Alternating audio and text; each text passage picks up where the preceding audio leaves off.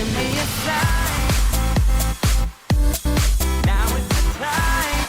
Hey everybody, welcome to the Boom Band Showcase. I'm your host, Jeff Taylor. We got a great set of guests today. I can't wait to jump right in. Let's go. Hey everybody, welcome to the Boom Band Showcase. How you guys doing? Excellent. Awesome. All Welcome. The right, first I episode wanna, of 2026. Yeah, Happy New Year, everybody. So first of all, shake the willies out. You know, we're going to have some fun. One of the cool things is one of our guests, I don't know, probably from 3 or 4 weeks ago, just got a job a couple days ago and announced it on LinkedIn. And so this is working. And I think you guys know the goal of the show, but it's just to be human. We're in this digital pile right now, and it's really hard to get you individually to stand out. And I was talking with Madison and the rest of the Boom Band team. It's like, you know, we should do a podcast that's just for job seekers and just to kind of have a moment where you can kind of share your background and have a little bit of fun. And a resume, it just feels like another resume in the pile. So you get a chance to say hi. So let me have Madison introduce each of you, and then we'll get some conversation going. Absolutely. Hi, guys. It's so good to see you all. We have three amazing players joining us today. First, we have Jamie Doherty. She is from Massachusetts, and she is a marketing leader. Next, we have Mark Ringette. He's also from Massachusetts, and he's a sales leader. And finally, we have Lauren Simon. She is currently in Brooklyn, New York, but she does have some roots. She's been in Massachusetts before, and she is a people leader and HR director. So welcome to the showcase. We're excited to dig in, and we're going to have a lot of fun. Awesome. So I guess first thing, I just want to get you talking, and let's just go around. How long have you been out and looking? Just so I hear that, Lauren. A year and a half. All right, so we're going to there's a whole segment of people out there that have been out for an uncomfortably long time. And so we're going to be talking about kind of how do you rewrite that narrative as we're starting the new year. Jamie, how about you? Yeah, I've been out since August, but as far as looking, I had decided to take a little bit of time just to refresh and reset. And so probably over the last couple weeks and now getting into the new year, I'm getting to it. Kind of digging in. So now you have Lauren, who's been looking for a while, that's going to be resetting and thinking about new ways to approach things. You're new into the search, just kind of climbing in. And so there's going to be some recommendations there. Mark, how about you? I've been on the search for about 4 months now as well. Okay, good. So I like to pick a word that describes your search. And Mark, why don't I start with you because we're on you? Sure. The word for me seems to be disconnected. I've been in the human capital space for a long time, and we talk about the human element, and I feel like the job search is more disconnected than ever, right? There's a lot less human element to it. There's a lot less connection. Love what you're doing here to bring the person to the front. And I say to a lot of folks, if they gave me 5 minutes on a phone call, it would be a completely different story than going beyond the resume and just having Right. the conversation. So for me, So it's here's your 5 minutes. disconnected. Right. We're disconnected from the ATS or the companies or the conversation. And Right. I can't tell you how many times you apply and then you immediately get an email back, right? It's like, what keyword kicked me out of the search here? Yeah, I see in your backdrop, play like a champion today. Yeah. Yeah. There's such a good lesson in that, and probably every day, That's so right. that you start anew, and whatever happened yesterday doesn't matter, and Exactly. especially what happened last year doesn't matter, right? You know, Right. we're in it now. So, how about I'm going to mix it up today. Share your superpower. And I love this combination because you get this disconnected, but then you get a chance to kind of share what's the thing that you think is really your power. Sure. My superpower is developing talent through a line of creating trust, empathy, clarity, and belief in people. I love creating talent, whether it's at work in creating sales talent, or whether it's outside of work. I'm a coach and I'm a mentor in every role of my life, whether it's coaching youth sports or at the office. I love to see people grow. I love to see people develop, and that's what I create my focus on. Yeah, it's great. I'm a huge advocate for your life work, and I Yeah. always love when somebody says I'm the same whether when I'm being a coach or when I'm mentoring somebody or when I'm in my commercial job and do that, kind of formally to get paid.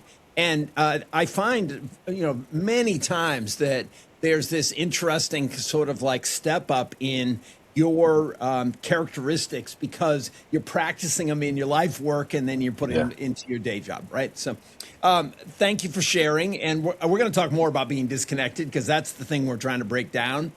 Jamie, let me go to you. Sure. Yeah, I would say my word for my job search right now is particular. And the reason for that is I want to find the right company or the right opportunity. Right. So I'm at this crossroads right now where I'm trying to decide, do I want to go back into corporate? And if I do, I want to make sure I'm finding a good fit in a company that has a mission that I can get behind and that I truly believe in. Or do I want to just start my own thing at this point in my life and just do consulting moving forward? So for me, I'm just being really particular about the opportunities that I'm applying to, and looking at the different ways that I can start to kick off and maybe branch off and do my own thing. Yeah. So the particular piece of it, I think, is there's magic in here because it's like as you look at different opportunities, even the things you're applying for, I think you really want to say, is this something what I would actually want to do? And as you get later in your search, and Lauren will come to you, it's like maybe you start like expanding your horizon or your window of things you might look at. But right now, Jamie, for you, I think it's great that you're trying to decipher what's going to be the perfect thing. That's good. Yeah, and How I'm about trying to yours? take the panic out of it, right? Like I want to be, the way I'm looking at it, Jeff, is that I'm interviewing the company as much as they're interviewing me, and it has to be a right fit. And it's something that, as you continue in your career, you kind of learn, or you do learn how important that actually is. Yeah. You know what's tough though is if the ATS is who you're navigating with, it's sort of like tough to interview the ATS as it's evaluating you. Right. And so you're kind of raising your hand saying, just give me a human that I can talk to because I want to interview you and you can interview me at the same time. But if you can't get to the human, that's challenging. And so let's, from a superpower perspective, where does that take you? Yeah, so my superpower is making connections. And that is in two different avenues. So the first one is with people. One thing that I've always prided myself on is my network, but as well as being a leader. I've grown amazing teams because there's always been trust. There's always been transparency. And I'm tough when I need to be, but in a human sort of way. But the other connection is I've done so many different aspects of marketing that now being a integrated marketing lead and being able to look at the whole sales cycle, being able to look at the whole buyer's journey, I understand how each piece of marketing needs to connect together from awareness all the way down to when a customer becomes an advocate to make sure that we're pulling campaigns across the whole journey. And a lot of folks have trouble with that because if you haven't been in the role, you actually don't understand how each of those assets of marketing, from PR and AR to social media to paid digital to email to partner marketing to channel marketing, the whole gamut, how they should work together. And so something for me that's a superpower is I can look across that and really just understand like the puzzle pieces coming together, how it needs to work. Yeah. So I think that's the connections. That's also the experience. Right. Right. And that deep experience is something that you'll want to package. And it sounds like it comes out of you very easily, which I think is great. So we're going to talk some more about it. Lauren, welcome to the showcase. And, this podcast is for you. So I'm very excited to kind of dig in with you. Yeah. So the first question was my One one word. word for Yeah. the. So I was thinking about it, and I think the best one to use is persistence. Just kind of keep going. I know what I want to do, no matter whether I have to go outside my comfort zone, join more networking groups, go to networking events, just keep going. And that's a big word for me. Just keep going. It's so huge because many people in your position, the word that comes out is frustration and exhaustion. And Yeah. I don't know if I can do it another day. And can I keep repeating this challenge? And what I hear you, I love it actually, is like, okay, I'm me. I'm going to do this. I've got the power. And so let's pair with your superpower. Let me hear, kind of where you are. So also was thinking about it. I do think my superpower is emotional intelligence. I am a very strong communicator. I've worked very hard on my unconscious bias and microaggressions. I have a master's in organizational development, which helped me with that, helped me kind of move into a better emotional intelligence or EQ, whatever tag word you want to use. Yep. And I do know how to connect with people at all levels. And I'm a big mediator, a big manager coacher. So I really connect with people at all departments, connect them together, help them be better leaders, but also really have dealt with a lot of ER issues where I mediate, the one person to another person, because at the end of the day, most of the ER issues are, well, they said this to me, so then this means I'm upset. And so usually they just don't communicate well. Yeah. It's interesting. All of these superpowers, you've got to figure out with AI, how do you weave it in? Because I just listened to a podcast and they were talking about someone who says they're a people person. That's evolved into sort of being a weak answer now because of the fact that AI is so prevalent, that the idea that you're going to be somehow working with tasks and kind of stringing these tasks together and motivating people and the AI together. And I'm being a little hyperbolic in this, but I think that it's going to be important for each of you. I'm just thinking back, and if you see me looking over here, I'm literally writing down your superpowers on my page so we can talk about them. But in developing that talent and trust, the first thing that you got to think about is, okay, what if some percentage of the people that you're working with are also working with digital assets, digital agents, and all of a sudden trust and empathy and things that you have there are harder to deploy in that scenario. And so where in your character skills will you start to get a little bit more analytical, a little bit more connection? And Lauren, when I hear you talk about, your EQ, it's like, okay, so how are you going to balance that with your logical reasoning? And, that where over the last 25 years, human resources has been very much in the people space. And I don't have any answers here. I think we all need to think about and challenge ourselves to think about technically what's happening and how we adjust the way we even think about our careers. I'm feeling particularly excited about the group. It's like if I could get all of you working together, you can see how your superpowers work. I'm particularly proud of you, Lauren, in the fact that persistence is it's so like leaning forward right now, and I think that's going to really help you in early 2026. All right, let's talk a little bit about the format. Madison works very closely with me. This is the point where I always say I'm jealous because she's had a chance to talk with each one of you and to get a sense of who you are. And we're going to go off into a breakout room with each of you and have a conversation. And Madison will have a chance to synthesize your background. One of the things I generally think people struggle with is kind of selling themselves. So one of our ideas was to have Madison kind of interview you and then sell you as you and then give you a chance to fill in around the edges. And so I'm excited to do that. And I think let's do, why don't we do Jamie? You're going to come first. And then I'm going to do Mark, and then Lauren, I'll have you pull in the three spot, and then for whoever is staying here, the idea is you guys can chat.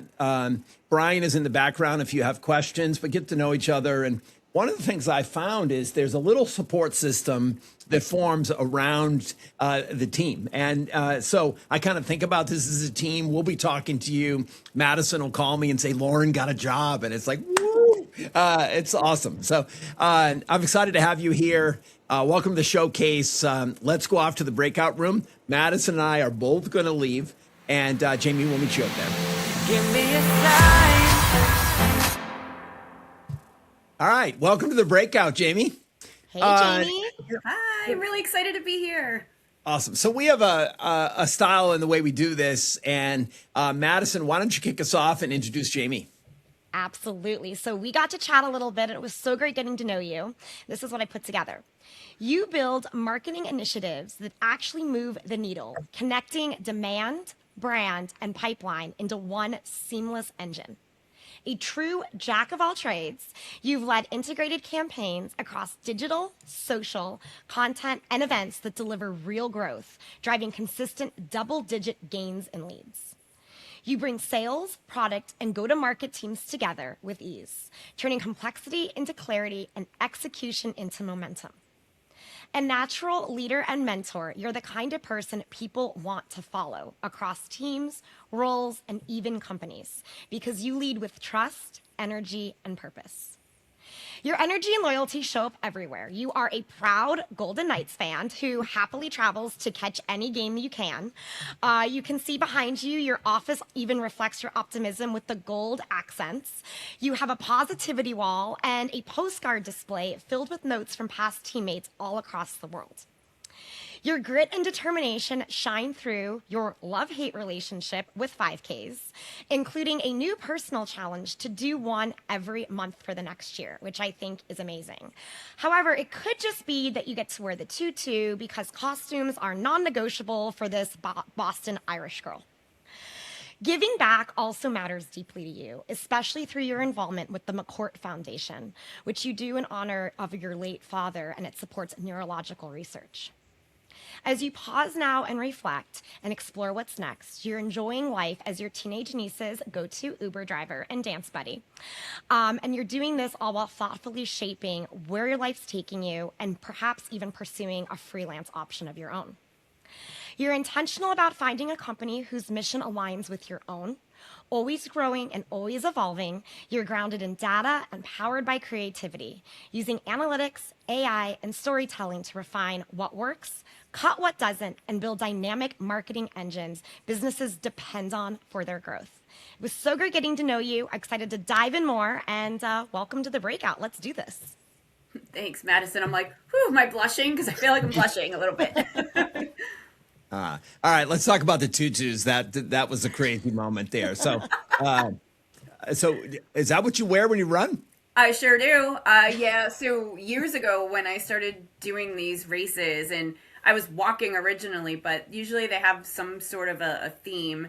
And once you get to know me, I can't just do anything light. It's go big or go home, and everything has to have some sort of a theme behind it, whether I'm planning the next trip for the group or whether it's just running the 5K. So yes, almost every single 5K I do involves some sort of a tutu. Do you wear them in different places, or do you always wear them in the traditional tutu spot? Oh no, they're in the traditional tutu spot. All right. Now, yeah, love hate with the 5Ks. Why? I'm not necessarily a runner, and I will say as a kid I was not an athlete, and it wasn't until I hit probably my 40s that I actually started getting into the game. So I started doing Orange Theory. I did my first, what they call a triathlon. Never thought it would be something that I could accomplish, and I did that. I started walking these races, and then the local Lions Club started doing a Couch to 5K. So I'm still trying to get to the point where I have enough of the breathing stamina to actually run the whole thing. But my goal is really just to do one a month to stay on that healthy track. 12 different tutus is awesome too. And, that way I'm able to try to continue that intensity so I can and grow. My goal, but by the end of the 12th 5K is to get under 40 minutes. So right now I'm a kind of a walker, jogger, runner. Yeah, it's great. Do you talk about this on LinkedIn? I do. I do. Awesome. I didn't get a chance to look at your LinkedIn. So, maybe you do the 12-2-2 challenge. I like that. There might be other people that would like to do it. So do you I have like your it. first one planned out? Say that again. Do you have your first one planned out? Oh, I do. So we started these. So when I say we, I have a running partner. She's one of my oldest friends. And we started the consistency in September. So in September, we did one in Seattle. In October, we did two. One in Massachusetts, which was a trick or treat. First time I ever won anything at a race. I won best costume. I was dressed as the Day of the Dead. And then we did one also in New Jersey where they gave us skeleton costumes to wear. So if you're familiar with the Karate Kid, we look like Cobra Kai's Halloween costume. It was pretty funny. November we do every year the Lost Shoe Turkey Trot. It's for Toys for Tots, so it's also another charity event I always try to make sure I'm involved in. In December we did the Downtown Jingle in Providence, so that was actually after Christmas this year. Yeah. And then at the end of January we will be doing Run Disney. In February I have the Rock and Roll 5K in Las Vegas. In March we're doing the one in Worcester. And then we have to plan out the rest. But June will be the McCourt Foundation that Madison had mentioned. That's June on Father's Day every year. Yep. And then we have one scheduled in May as well, and that's in Massachusetts. Do you think, I believe in life work. This to me sounds like life work. Can you pick up skills and abilities in what you're doing with your 5Ks? Do you think about how it kind of contributes to what you're like? I think so. I mean, a lot of it is, so first off, if there's a theme, there's planning, right? So I have to go figure out like what I'm going to wear, how I'm going to put the costume together. And a lot of these races, there's become travel, right? So you have to put your plans together for traveling. I've been using AI a lot. So my AI instance, which I also did a whole article about it on LinkedIn, Nice. I've named my ChatGPT Maurice. So he has become my business partner and really helps me, refine what I'm doing, helps me do research. And he's also very encouraging. Maurice has learned that I like to get a little high five every once in a while. So with that, I when we're traveling to do these races or looking for new races, I've learned more about the prompts and how to really use AI to save time, enhance my life, and enhance everything that we're doing. So I believe so, but I also believe it's about, consistency, and it can teach you like consistency and how to reach your goals and how to, continue to strive for that. And that's Right. really the reason behind the 12, right? Because I want to get better each time. I want to stay consistent. So knowing I have that next one and that each one I want to lose time each time to get faster. That also helps with like learning about myself and trying to stay more consistent. Well, It's your determination too, right? I mean, Yeah. that speaks volumes. yeah, I was just thinking about the achieving the goal, right? And how important that is as a crossover to business. And I think it's great. Let's talk about integrated marketing. I think the term gets thrown around a lot. I think I'd love to hear your definition of it. We talked a little bit about it when we were in the main room, but kind of share your thoughts. And why don't you pick a couple areas that you really excel at? Just as we're thinking about marketing, you out there, Jamie, like what would be the ideal job, and where would you plug into this integrated framework? Yeah, sure. So, integrated marketing is interesting, and you're right. It's been thrown around a lot. I think depending on which company and which marketing team you go into, and especially going into these job interviews, you have to ask that question, what does integrated marketing mean for this company? Yeah. Because in some cases, it really is just, we want to run demand gen programs. We just want to make sure that we've got all the leads coming through the door. And, we want you to just figure out how to get there. I've seen some cases where you have, director of demand gen is the same thing as director of growth marketing, which is the same thing as director of integrated marketing. but the definition once you get in there isn't always the same. So for me, when I think of integrated marketing, it's a couple of facets, right? The first one for me is that integrated marketing means that every group within marketing plus sales and probably the product team all need to work together to get to that same goal. And so it really starts with, you know, campaign work, right? Like, what are we trying to accomplish? Who is the target audience? I look at the fact that a lot of companies that I've gone into have been smaller and have had an awareness problem. So really you need to start with like, who is the company? What problems are they solving? And then to me, that should lead down a path from awareness to demand to eventually advocacy with customers and partners that have been delighted with the relationship, delighted with the product, and how they become spokespeople for us. So to me, integrated marketing is that connection point all across the journey, making sure that we're using the right avenues at the right stage and just making sure we're pulling a story across. The way we tell the story has to resonate with the end user, and it has to be more about what the product or service is going to do for that person versus like us continuing to pat ourselves in the back as a company saying why we're awesome. Like, who cares why we're awesome? The end user wants to know like how we're gonna solve their day and make their day better.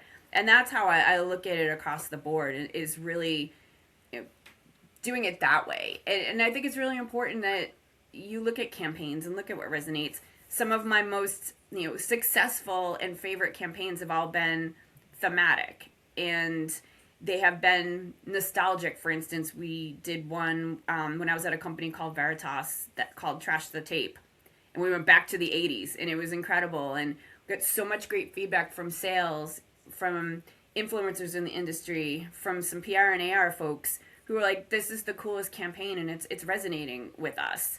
And then at the end we saw the turnaround for the marketing like qualified leads that came through, and the addition to the, you know, the actual helping to generate pipeline, which was great. You know, and that's just one of the many campaigns like that that I've been, you know, fortunate to run and to see that impact. Yeah, let me just drop in that it seems like in your work, like case studies would be really cool.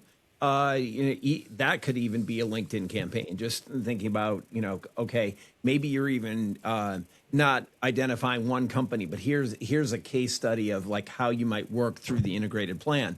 And then AI is actually starting to take on some of those tasks, especially around lead gen, go to market stuff, and so I think Maurice. Maurice, my business partner Maurice. I've written a post about my ChatGPT feels like a Labrador Retriever. It just, you know, kind of pat, and it will lick your face anytime you want to. You know, like it basically is going to compliment you, and I think that. My guess is you're not going to have a meeting as an interview where you're not talking about how AI is impacting different aspects of the integration. So let's just talk about it for a minute. Sure. Yeah. I mean, AI has just, I'm not going to lie and not say that I am not wanting to get involved with it because, you know, I'm all thinking about things like all the horror movies that you saw where, you know, the AI comes to life and, you know, has a mind of its own. But really, after jumping in and saying, okay, you're being ridiculous and you need to learn this, I've just discovered how great, you know, AI really is just to help you with your day. And so when you think about AI in the integrated space, right, like you can take a piece of content, for instance, and say, okay, I need to write this ebook. And you dump in all of the different facets of the ebook, all the facts, all of the, you know, information about the product, and you ask Maurice, for instance, right, for help with that. So you have this great ebook, which to me is like, if I look at a campaign, it could be like the main piece. But then what? Well, I need social media posts around it. I want to see the ebook cut up into smaller chapters so it looks like reports, or how do we do infographics, and how do we do listicles or checklists from this ebook that help you start at the beginning of the funnel, and that ebook ends up being a mid to bottom of the funnel tool where you're getting folks more involved and getting them to get that first meeting, because now they've read this, they want to learn more, they've realized how it affects them, and how it can, the product or solution can help them do their jobs better. And so looking at it that way, like being able to just use an AI tool to cut that content up for you is absolutely phenomenal. And it's going to make it so much easier for a campaign manager or even a content manager to crank those things out faster when needed. So you're able to bring campaigns to market a lot faster. Yeah. I just think that's going to be part of your conversations. And so good to prepare for it ahead. And it sounds like you're doing more than preparing. You're actually using it in your day to day, which I think is great. I am. And the other thing, Jeff, with it too is how you can use AI to go out and do your research for you. What are my competitors doing? What are they pushing into the market? You know, what do their campaigns look like? And I can get up every morning and there's a report that tells me what some of the other companies that are competitors, or companies that maybe I've admired, that I aspire to run campaigns somewhat like them, right? So I'm able to see that and see what other people are doing out there, and it just makes it automatic. Yeah. Yeah, I was hearing some suggestions for how to prompt better. And, one of them was that your prompt is to set up the conversation as if you were teaching it to a sixth grade class, which then makes it simpler and blocks it out. Another was that was a good answer, but now give me the 2.0 version of that answer, so that Right. you push Maurice to actually be thinking deeper. I use Claude. Have you tried Claude? I have not tried Claude yet. So one of the things I recommend if you're a ChatGPT user is go and try out Perplexity, or go try out Grok, or go try out Anthropic is Claude. And I think Claude is an excellent writer. And I don't need to be an advocate for one or the other, but I think it's great to start seeing how they're different. And I think you're definitely at the level now where you could go and do that and experiment. I want to wrap our time together with a couple of fun questions. All right. And my first one has a either or, which is, what's the most valuable thing that you've lost or that you've found? Ooh. That's tough. All right, I'm going to say this, and I don't want to bring the conversation down, but the most valuable thing that I've lost was my dad. Yeah. And he was my hero, and he's the reason that I've been able to be as confident as I've been. He was a dad who was a girl dad, and he never treated us any different. He was always at our back and was always rooting us on, and always striving for us to do better. Do you have brothers or sisters? I have one sister. Yep, she's Okay. Yeah, so she's he a was the teacher, girl but- dad. Yep, girl dad, 2 girls, and then he had 1 granddaughter. So the poor guy, and 3 sisters. girls. So he's always been surrounded by women. Outnumbered. Yeah, Yeah. he was definitely outnumbered. He was also very quiet and had a lot of patience. So Yeah, and you are doing some community work in your dad's name. Is that what I heard you say? yeah, so every year I started it last year, and this was like quick funny story. I found this McCourt Foundation. They do a run every Father's Day in the Seaport. So, and actually was my second best run this year, but I got a PR doing it, which was pretty awesome. But it's the first time I've actually fundraised for these. Usually I'm like, here, take my money, happy to contribute. But this year, because of the brain work they do, my father passed from Parkinson's disease. So like they do all dementia and Parkinson's and Alzheimer's, and they really look into that to try to help solve, right, to see how they can cure that or make it easier for people who end up with those diseases, because they're horrible. And I started fundraising, and I fundraised like probably 30 days in, so I was behind, right? I was like, I'm just gonna try, do what I can. Never would have thought to put it on LinkedIn, because I kind of found that a little like, oh, I don't know. But I saw another colleague do it, so I'm like, I'm just gonna try. I ended up being the highest individual contributor that wasn't a team for fundraising. And so when I got there, they like rolled out the red carpet, and I was very confused. Like everywhere I was when I gave my name, they were like, "Oh, Jamie Doherty," and they would go get stuff for me, and they're like, "Oh, you earned all these things, and you got VIP," and I'm like, "Wait, what?" Right. Clueless, Oh, you absolutely didn't know. clueless, Yeah. but I'm So, so so that excited. that's probably a reflection of your network. It was, and that was what was incredible. Like people that I hadn't spoken to in a long time, I was getting donations from. And one of the things that I did, and Madison heard, this story, um, was that every single person that donated, I asked them to give me the one song that motivates them. And my playlist for the run was all the motivational songs from everybody else. So I didn't put any of my own songs in there. It was all my donors because I thought it was important to bring them in as part of the race with me. Yeah. So what song motivates you? Oh boy. One of the ones that comes to mind a lot for me when I'm just needing that like for you have those days where you're like That extra push. feeling blah, I need somebody to kick me in the behind, right? Is Demi Lovato's Confident. Ah, It is awesome. such a Uh, great beat, but the meaning behind it is just incredible. So yeah. Were some of the songs on for other people's motivating songs, were they cringeworthy on your side, or was it okay? you know what?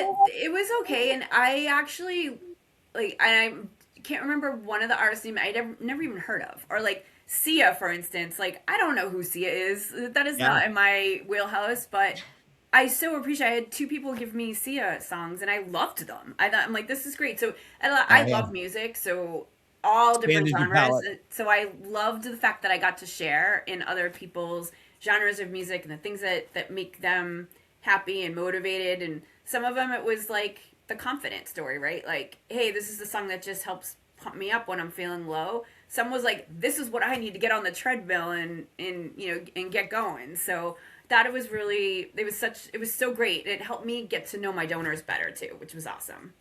Yeah. So, just one observation on your resume. Your resume says integrated marketing pretty consistently across like your top like three experiences. One of the things you might think about is pitch your title and then have it integrated marketing as the follow, so that if someone's looking for a senior marketing director or a marketing leader, that they're catching that, and that having the word integrated right in your title isn't blocking you from getting the match. And I'm not an expert here, right? And so I think having that experience is going to get you the next job. I was thinking about it when I was looking at your resume. I'm thinking, okay, does everybody know what integrated marketing is? And for people that are looking at marketing teammates, they obviously know. But that was just a thought as I was observing. And I'm going to go look at your LinkedIn because I'd love to see I want to see the 12-2-2 challenge. All right, well, that's going to be my next one then. It's going to be total nod to you and Madison, inspired by Boom Band. That this is what's happening. We'll have to get you on Build Your Boom Band dossier, and you could do your 12-2-2 challenge there too. I am ready for the dossier whenever you guys are. So All right, so put me we'll in, get coach. you on right away. All right, well, you go back into the main room. Okay. Will you tag Mark and I will. have Mark come in and join us? All right, sounds good. Thanks, Jamie. Decide. Mark, welcome to the breakout. How you doing? Welcome, How's Mark. it going? Hello. Yeah, so you know the format. So we're going to have Madison, who kind of had a conversation with you, introduce you, and then I'm going to ask, what did she miss? So I All know right. it's tough, but you got to listen. All right. I got my notepad ready. Perfect. Well, you are a coach through and through. It defines every part of your life. You're a people first sales leader who knows how to build teams that win, not just on paper, but in real life. You've led fast moving sales organizations of 100 plus people and have helped individuals grow into confident, high performing professionals. Because for you, showing up for your team matters just as much as hitting the number. Growing talent in others is your greatest passion. An athlete at heart, you bring that same mindset everywhere you go. As we touched on a little bit earlier, in your off hours, you are a T ball and hockey coach, your 13-year-old son's biggest supporter, and the person who runs all of the Little League in your town, while still exceeding targets year after year, including delivering 250 million plus in annual pipeline and surpassing goals at 186%, 200%, and 113% year over year. Leadership isn't something you just turn on and off. It truly is who you are. You have a natural ability to bring sales, marketing, and leadership together around a shared goal. Whether launching new programs, finding fresh opportunities, or helping teams connect with the right customers, you turn big ideas into real momentum. You've played a key role in driving multi-million dollar growth, but what truly sets you apart is how you do it by coaching, by mentoring, and by creating clarity in the chaos. At your core, ever since your Eagle Scout days, you've been a builder of people, culture, and confidence. You lead with purpose, you develop future leaders, and you leave teams stronger than you found them. You just don't help organizations grow, you help people rise to be the best that they can be. It was so great chatting with you. Excited to dig in, and welcome to the breakout room. I couldn't have written it better, Madison. That's pretty spot on. I heard Eagle Scout in there. Yeah, I, is that still a thing? it is. It is. It's the highest award in scouting. Yeah. And I, I, very small percentage of people earn that rank. yeah. I don't hear it much in younger people. Is it still popular? Is that engagement still happening in the same way? My dad I was know in. we have some active troops in the town that I'm in, but it seems to the participation seems to be lower than when it was in my youth growing up. Yeah.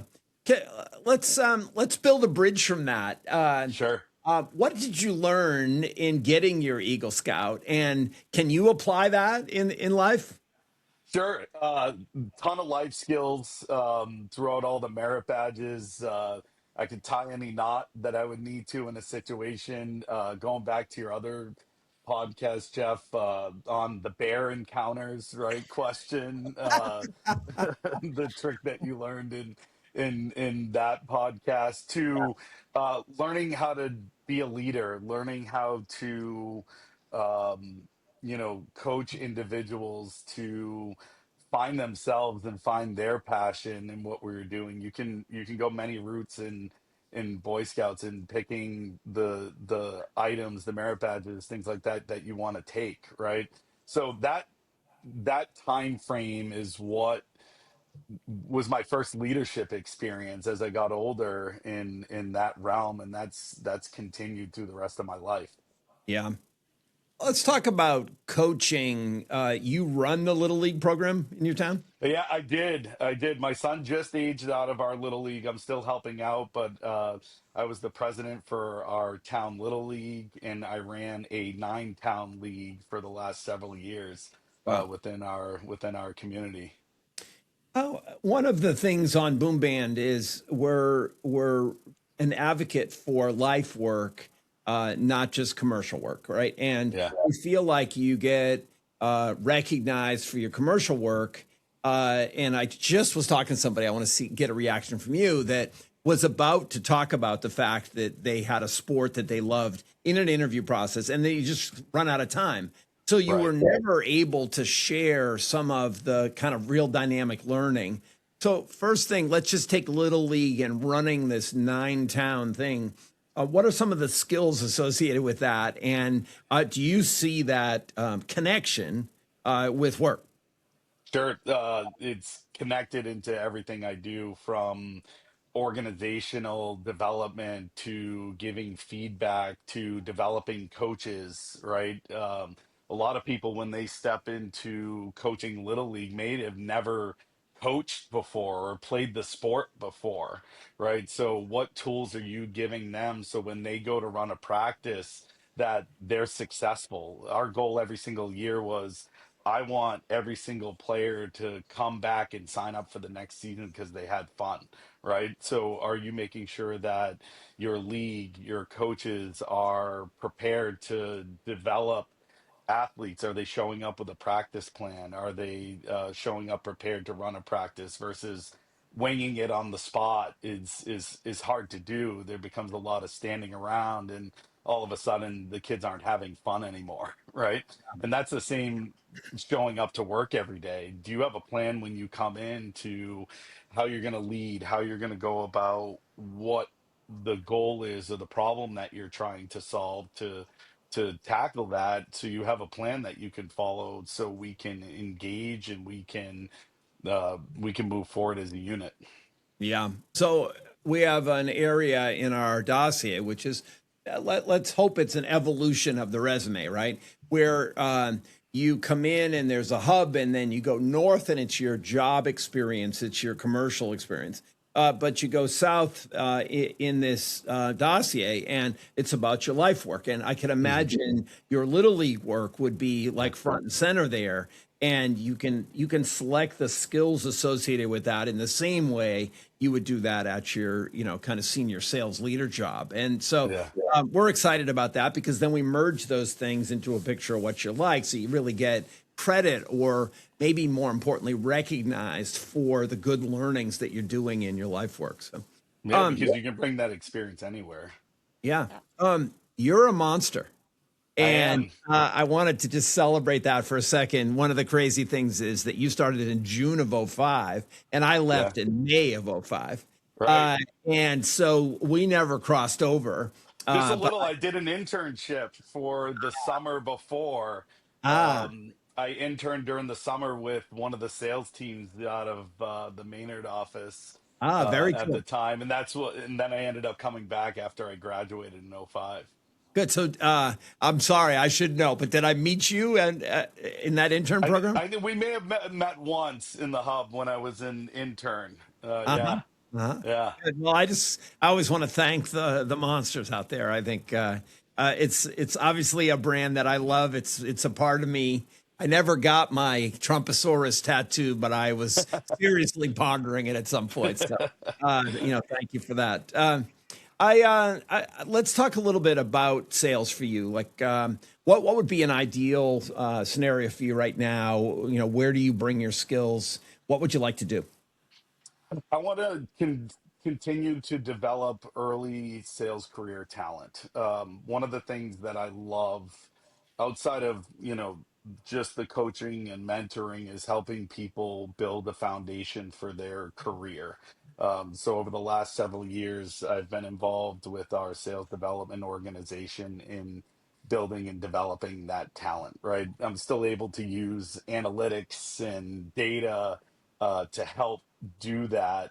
But I love growing folks' careers. I love helping them find their why. A lot of them can come into the job and they don't know why they're doing sales for the first time. They don't know why they're there.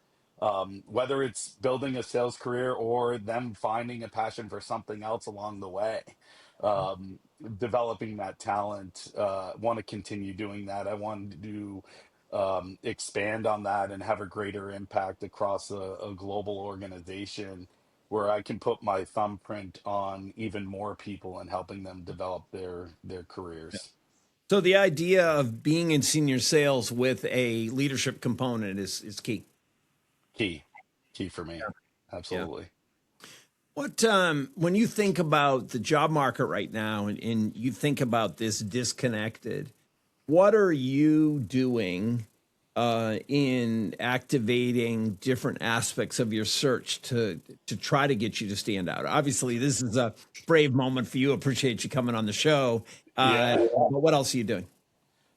So naturally, as a salesperson, I pick up the phone, hitting people on email, LinkedIn.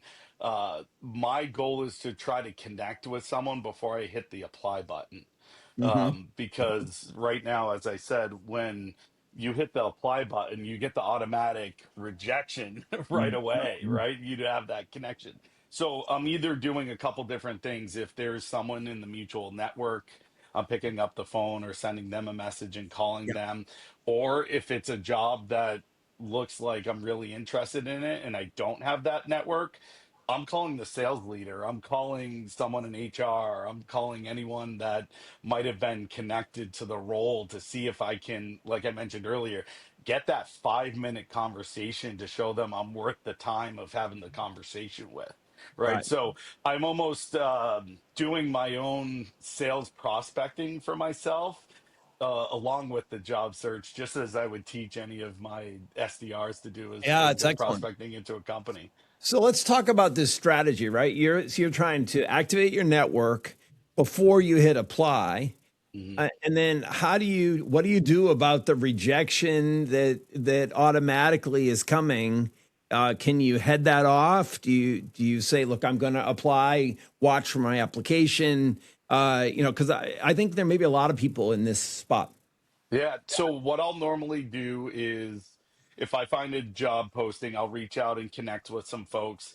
If I don't get any sort of response, then I may apply and then I'll send a follow up that said, "Hey, I understand, Jeff, you may be very busy, but I think it's going to be worth a 5 minute conversation. I'm going to apply so you have my information, you have my resume. Take a moment. Here's my LinkedIn profile. I think it's worth us having a conversation." So I'll usually do that 48 hours after no response, whether it's either from the network or from my prospecting efforts. I kind of run a little mini sales cadence on the Absolutely. application process in multiple forms of communication, right? Because phone's good for some, email. I've even texted a few folks during this process as well. Yeah. All right. Let's have some fun together. All right. Which merit badge was absolutely useless, but you had to get it anyway? Oh, I think I did basket weaving, and I don't think I've ever done that again in my life. Although I will say, Jeff, though, basket weaving, as I think about, May came in when I made a smoked meatloaf and weaved a bacon wrap around it. So, I have used it once in my life since then. Uh-huh, uh-huh. But that could be a knot as well, maybe, right? Right? It could be a knot, it could be a cooking merit badge. Yeah, yeah.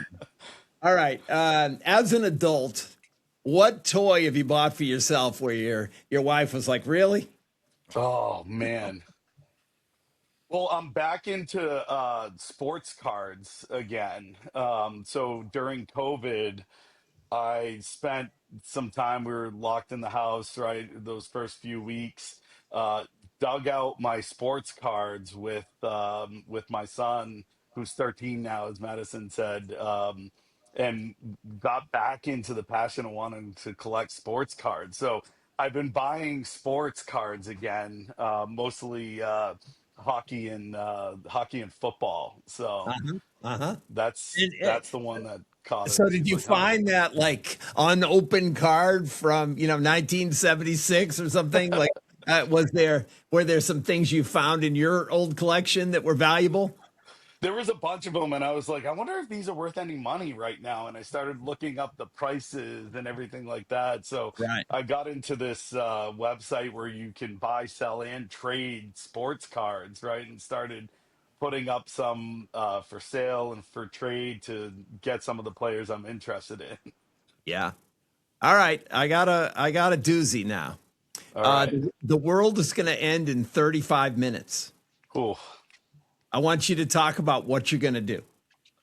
Oh, man. I am going to gather as much family that's close to me as possible to spend that 35 minutes with, right? And tell stories and share stories and hear stories maybe that I never told myself or that I never got to hear from some of my relatives. That's how I'd want to spend my time going out.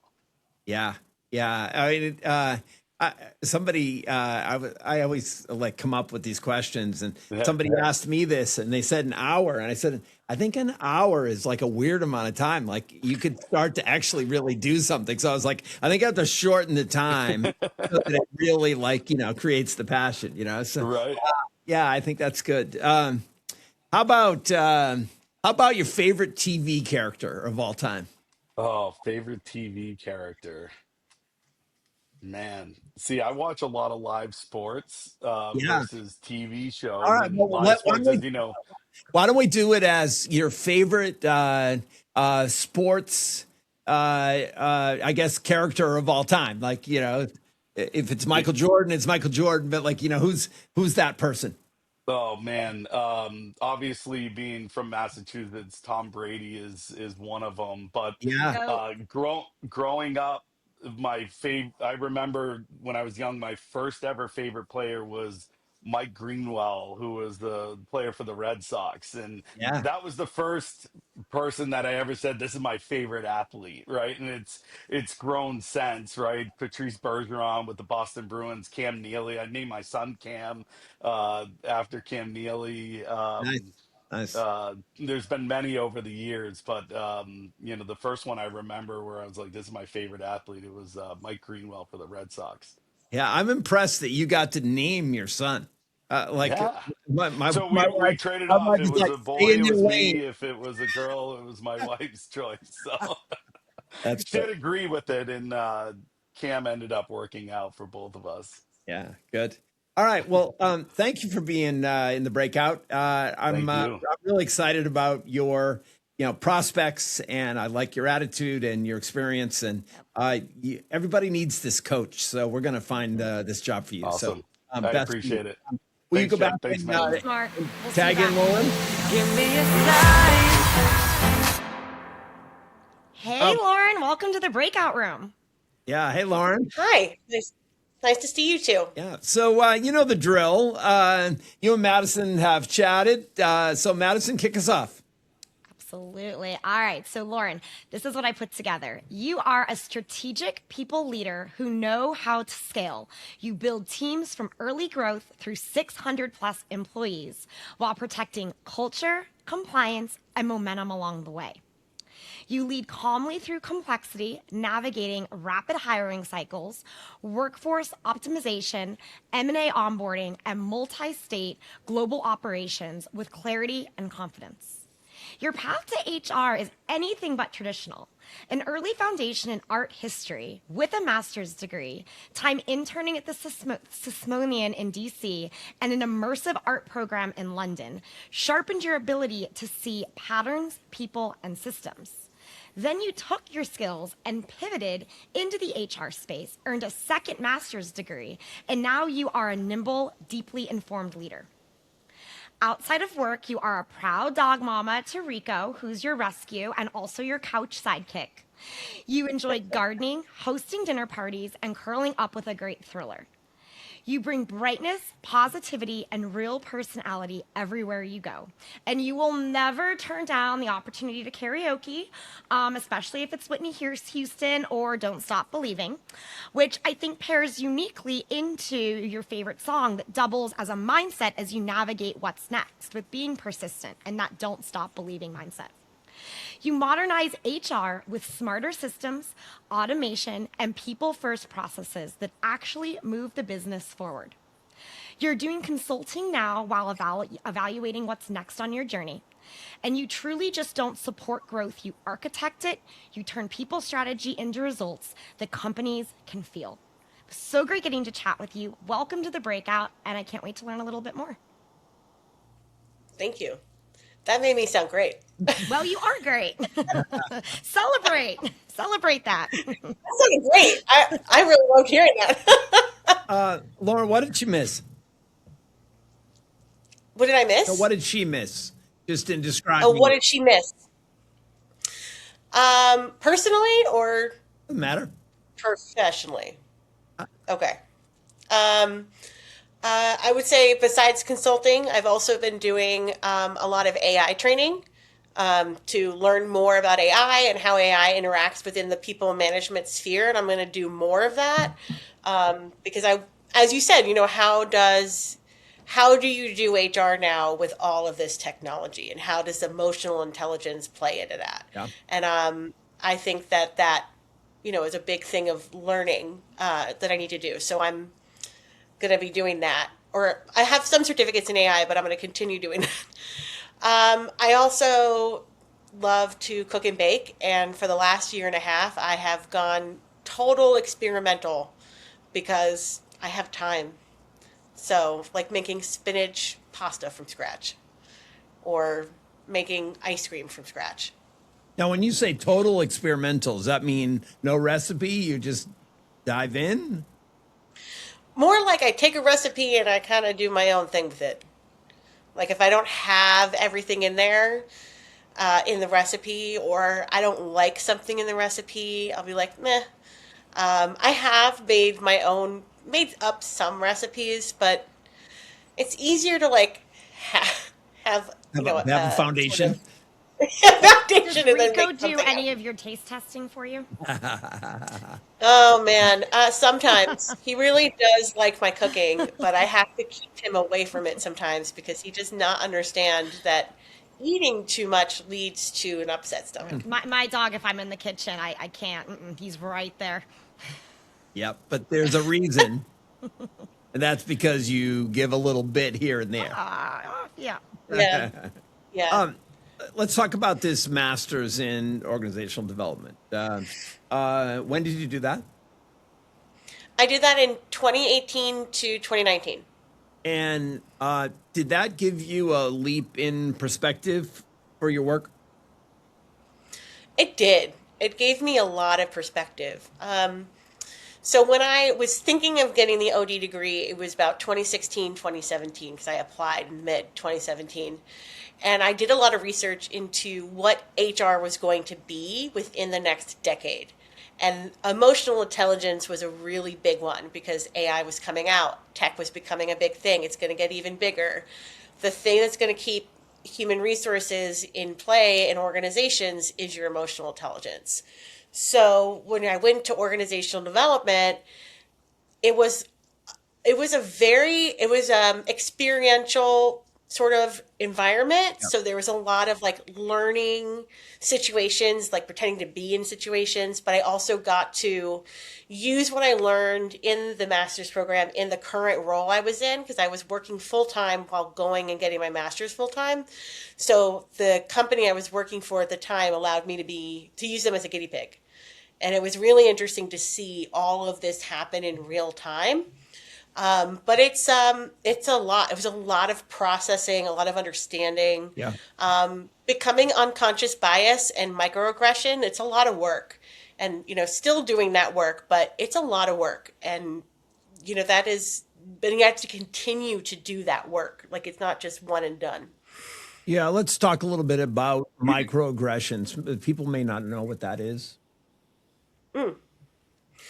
So a microaggression, how do I explain that?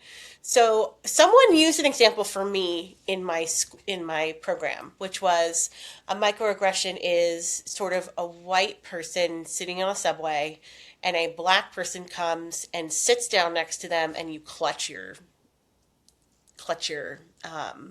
Purse or your bag. yeah, The your white bag. person clutches their bag, Hmm.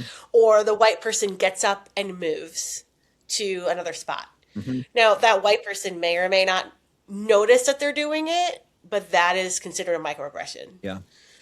Yeah, I think there's a lot more awareness about this today, and people are building. I think really important markers for this so that they can improve this in their organizations, and it feels like a Yeah, coaching moment where using actual case studies, maybe not even as blatant as the one you just shared, that yeah, actually can help people to train and learn. And I think that's that EQ, kind of superpower that you have is really important. It's interesting. When we were in the main room, I was talking about what do you do with AI, and I think that all of a sudden with thinking about having I don't know if you like the term digital employees or agents that are basically teamed up that are working with humans. And one of the things we've been talking about is EQ actually can then break down into problem solving and critical thinking and creativity. And how do you how can you translate the EQ, which is a superpower for you, into things that are tangible that actually are going to have to deploy very strongly in organizations? And I think what you're going to find out is that it isn't just what's that expression, AI is not going to take your job, but somebody that knows AI is going to take your job. I think that kind of got coined last fall, and everyone's throwing that around.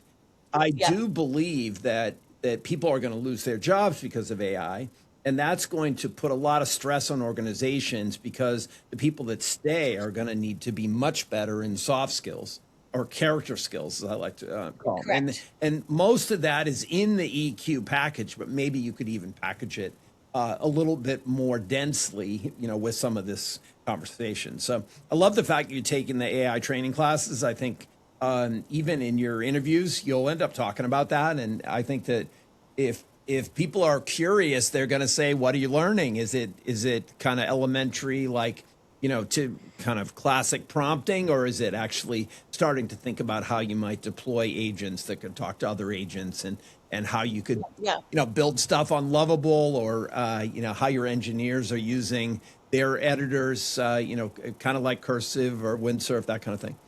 Yep. Yeah.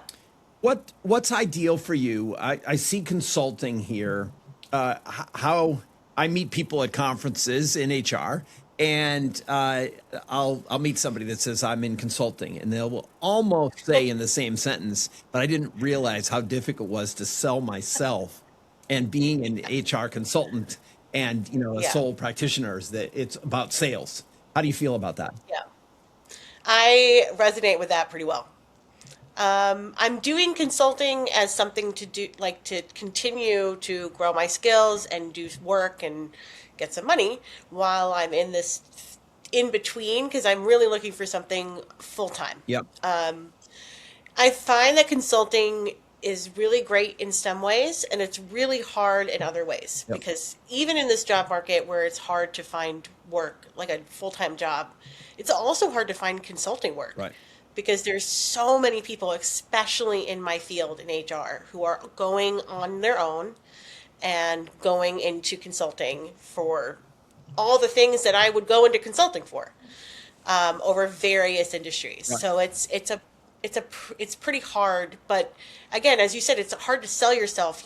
I'm telling people what they should be putting on their resume and what they shouldn't be putting on their resume. And then I'm redoing my resume several times to like show what I look like. But it's that concept that I forget what the name of it is. But it's like you're a web developer and you can build other people's websites, but you can't build your own website. It's sort of like the cobbler's kid's shoe. Yeah, Right. yeah, Or yeah, the house painter's house is typically not painted very well. Right. So, yeah, exactly. yeah. So, as I think about this, I think that there's some exciting challenge for you around selling yourself. And if you think about it, whether you're looking for a job full time or you're looking for a job as a consultant, you're selling yourself. And so I think a lot of that has to do with your narrative. That persistence and the way you described it, I think is key. But what are the things that you're leading out with that are really your strengths? And I think that this may be a time where your masters will separate you from some of the others. And have you gotten some consulting gigs? A little bit. I've done some little things for friends that have their own companies, and I've done a big sort of restructuring of a open enrollment for a home care agency in Ohio, Indiana. So one of the things you might think about is that in your narrative, it's gets harder to say you've been out of work for 18 months, but maybe Yeah. maybe you need to hang a shingle in the interim, have a little LLC where you're actually doing consulting, and then maybe the narrative is that I went out on my own and exploring consulting, but I really miss full time. And just thinking about packaging yourself in a little bit different way, because I think that people are going to want to know, like, okay, so what have you been doing over those 18 months? And I think you're making good decisions. I think the fact that you're doing AI training and you're going to do more of it, I think the fact that you're taking consulting assignments, I think this is as a reflection time. It's taking people longer to get jobs. You're not isolated. There isn't anything wrong with your background. This is a difficult market. HR in particular, we've had a number of HR people on the show, is impacted maybe more than some other areas. Typical HR got big after the pandemic, or as the pandemic was closing out, every company was adding lots of people. And so the pent up demand actually created jobs, and now those jobs have contracted back. And if companies have need less to hire less people, to manage less people, they need less HR people. And so I'm seeing that in the marketplace. Yeah. Yeah, me too. I I think that this is a classic numbers game, and but you don't want to just keep doing the same thing and expecting a different result. So, looking at Yeah. your resume, how is AI presented on my resume? Am I thinking about it even as you take each certification? How I might be able to bring AI up higher into my resume? How do I take my master's and tie that in? And I think I'm talking too much here. I'm going to, kind of throw it back to you, but let's kind of put the word out there that you're interested in a certain kind of role. What would be ideal? I think what would be ideal is working in a role that is either with a complex environment, whether it's multi-site or not, or global, that can allow me to work with structure and culture at the same time and do that kind of strategy work. And it's an And then HR manager job so that is hard also because it depends on on the how size of the large the company. organization is. So you could be an HR manager, like the title could be HR manager in a smaller organization, but you're doing work like a head of people at like a larger organization. And it's really hard to Yeah.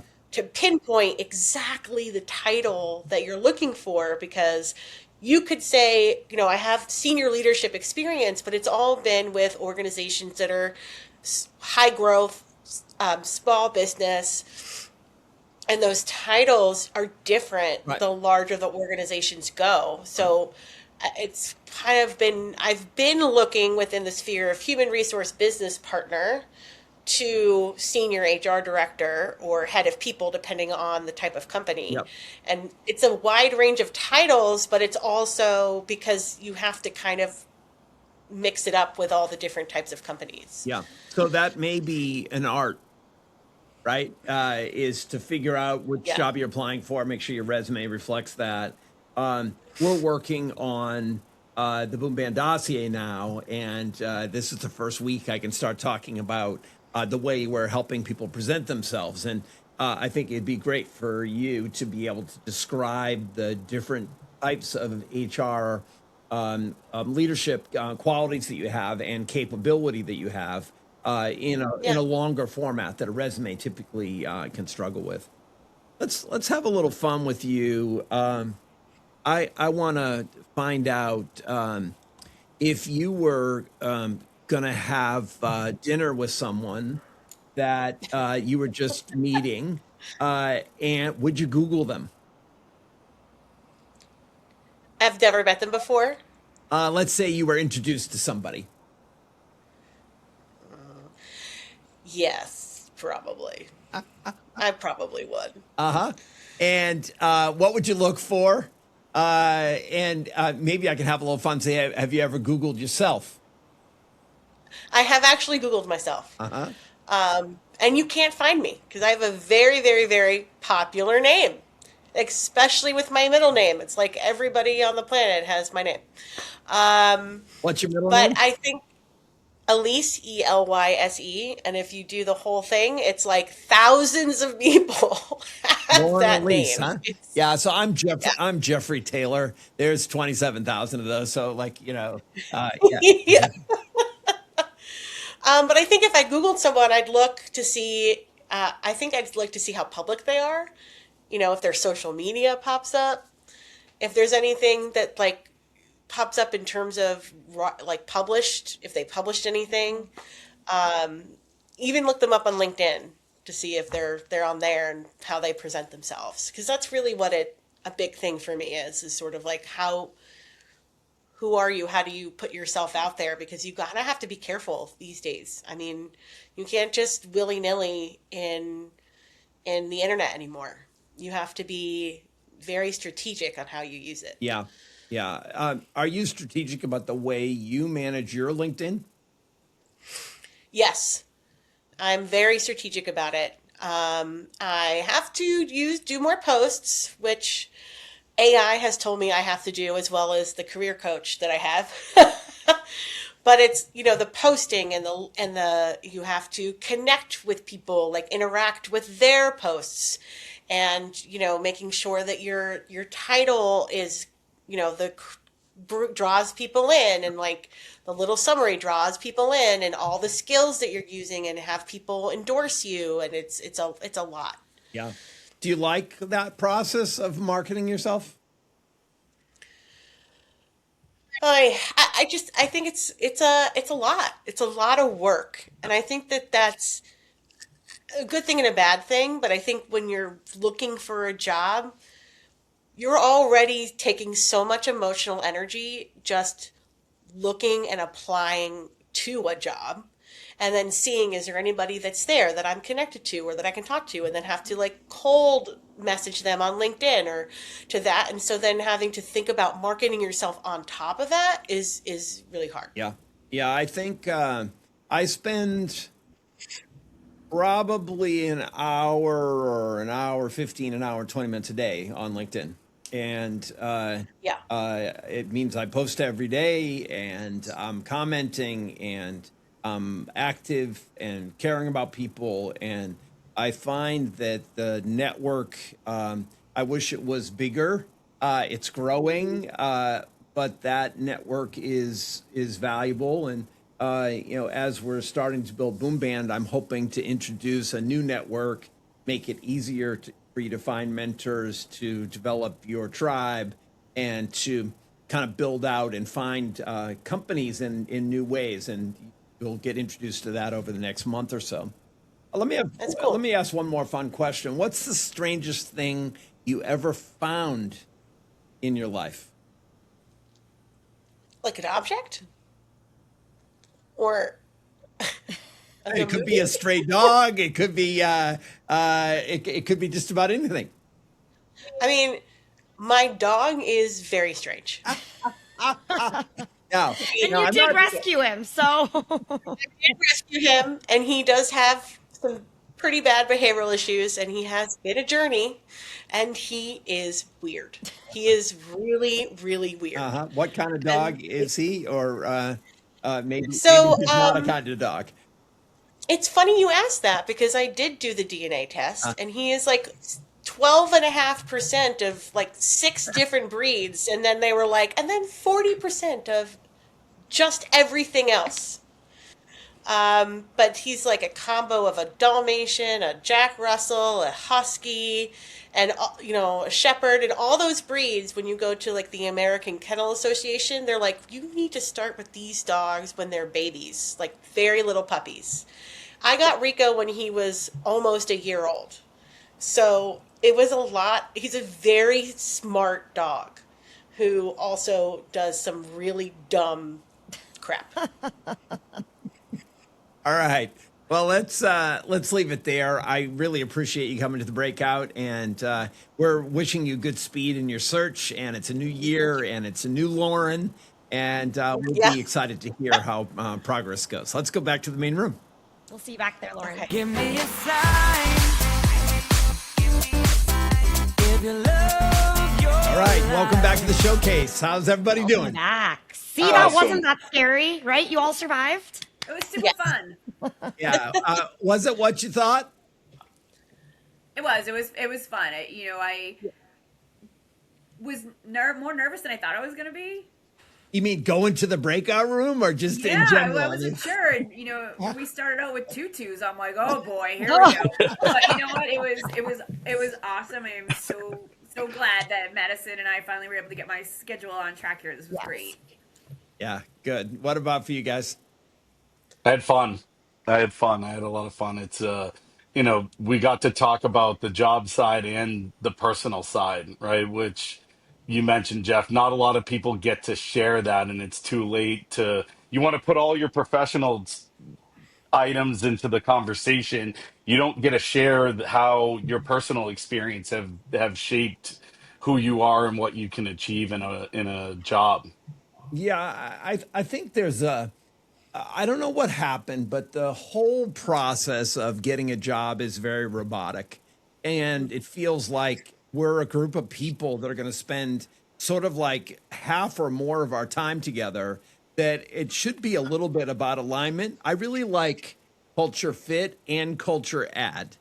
I think those two things together are the magic. And it's like, you don't just want everyone to be just like you.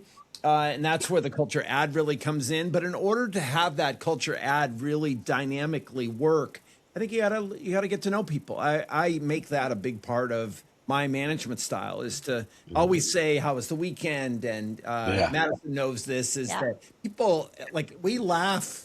And if you laugh together, you're gonna Oh, we stay laugh together, constantly. right? So that part of it's good. really good.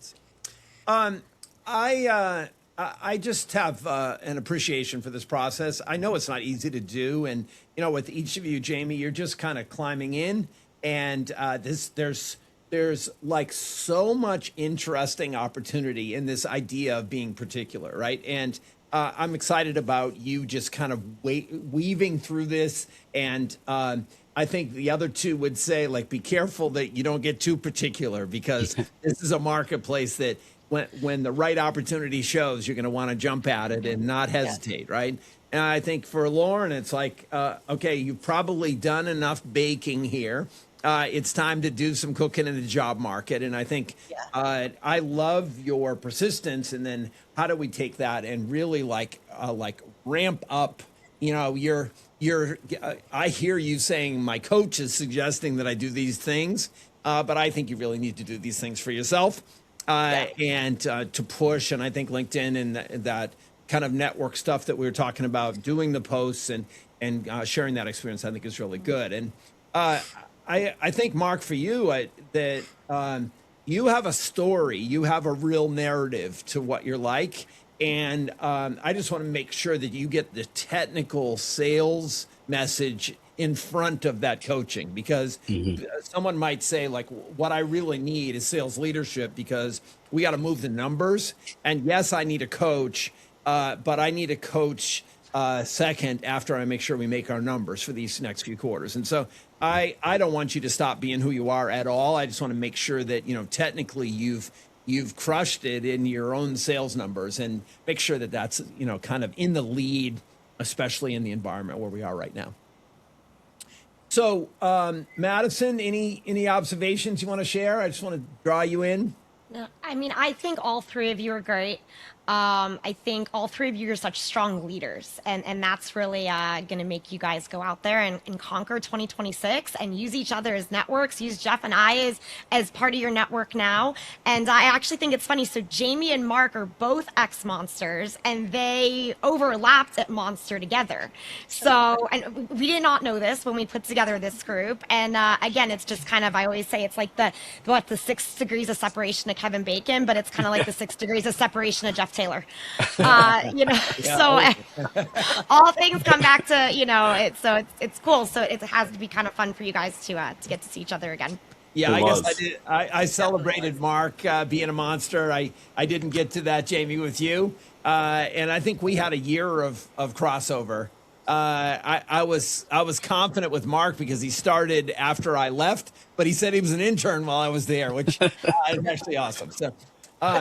So I want to kind of wrap the showcase and just say that this is what we do, right? It's bring people together, give you, Lauren and Mark and Jamie, a chance to, like, this is me, right? Like, my resume is one thing.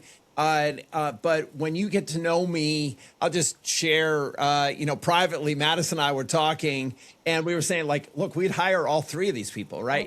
And I think that's the thing, is that once you get to know the stories, for Madison, a few touches and deeper stories, and next thing you know, you're like, you know what, I would like to work with this person. And so I think that that's what we want in the marketplace, is people to have a chance to tell their stories and to raise their hand and say, this is me. This is my resume is a digital shadow of the person who's right here that could really help your company. So if you want Lauren, if you want Mark, if you want Jamie, if you want all three of them, the way you can get in touch is through showcase at boomband.com. You can reach out to Madison at boomband.com. You can reach out to me. I'm Jeff at boomband.com. And I just want to thank all of you for being on the show. Thank Thank you. Thank you very much. All right, what a great show. I love hearing the stories. I like getting human. Get out from behind that resume and meet our players. If you're interested in any of them, email us at showcase@boomband.com. And give me a sign that you love your life. Come see us next week. Give me a sign.